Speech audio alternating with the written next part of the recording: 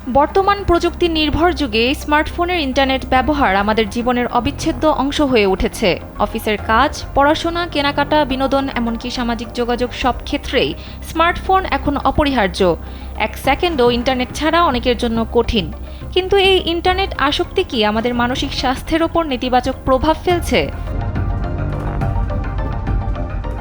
সাম্প্রতিক একটি গবেষণায় এমন একটি বিষয় উঠে এসেছে যা আমাদের ভাবতে বাধ্য করে। গবেষণায় দেখা গেছে ইন্টারনেট সংযোগহীন 2 সপ্তাহ স্মার্টফোন ব্যবহার করার মাধ্যমে মানসিক স্বাস্থ্য ও মনোযোগে উল্লেখযোগ্য উন্নতি ঘটতে পারে। স্মার্টফোনের অতিরিক্ত ব্যবহার মানসিক চাপ, উদ্বেগ এবং ডিপ্রেশনের সঙ্গে সম্পর্কিত।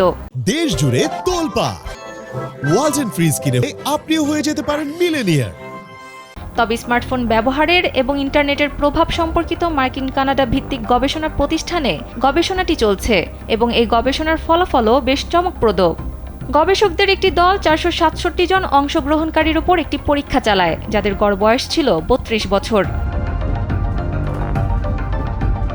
পরীক্ষার অংশ হিসেবে অংশগ্রহণকারীদের স্মার্টফোনের ইন্টারনেট সংযোগ টানা 2 সপ্তাহের জন্য বন্ধ করে দেওয়া হয়। এই সময় তাদের ফোন কল এবং SMS পাঠানোর অনুমতি থাকলেও তারা কোনোভাবে অনলাইনে যেতে পারতেন না।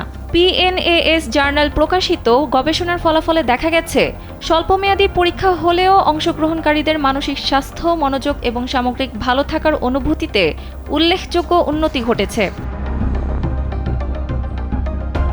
গবেষণাটিতে 91% অংশগ্রহণকারী অন্তত একটি সূচকে উন্নতি জানিয়েছেন এবং 75% এর বেশি অংশগ্রহণকারী তাদের মানসিক স্বাস্থ্যের উন্নতি অনুভব করেছেন। সবচেয়ে চমকপ্রদ বিষয় হলো তাদের মনোযোগের বৃদ্ধি এমন মাত্রায় ছিল যে এটি 10 বছরের মনোযোগ কমে যাওয়ার স্বাভাবিক প্রবণতার বিপরীতে মনোযোগ উল্লেখযোগ্য পরিমাণে বৃদ্ধি পেয়েছে। গবেষণায় অংশগ্রহণকারীরা জানান, ইন্টারনেট ছাড়াই সময় কাটানোর ফলে তাদের সামাজিক সম্পর্ক আরও শক্তিশালী হয়েছে এবং তারা নতুনভাবে প্রকৃতির সঙ্গে সংযুক্ত হতে সক্ষম হয়েছেন। গবেষকরা জানিয়েছেন, 2 সপ্তাহে ইন্টারনেট ছাড়া থাকার ফলে হতাশা কমানোর ক্ষেত্রে এটি অ্যান্টিডিপ্রেসেন্টের মতো কার্যকর প্রভাব ফেলতে পারে। তবে গবেষকরা সতর্ক করে দিয়ে বলেন, এই গবেষণা একটি স্বল্পমেয়াদী পরীক্ষা ছিল, তাই দীর্ঘমেয়াদী প্রভাব জানার জন্য আরও বড় পরিসরে গবেষণা প্রয়োজন। সানজিদা ইসলাম, কালবেলা।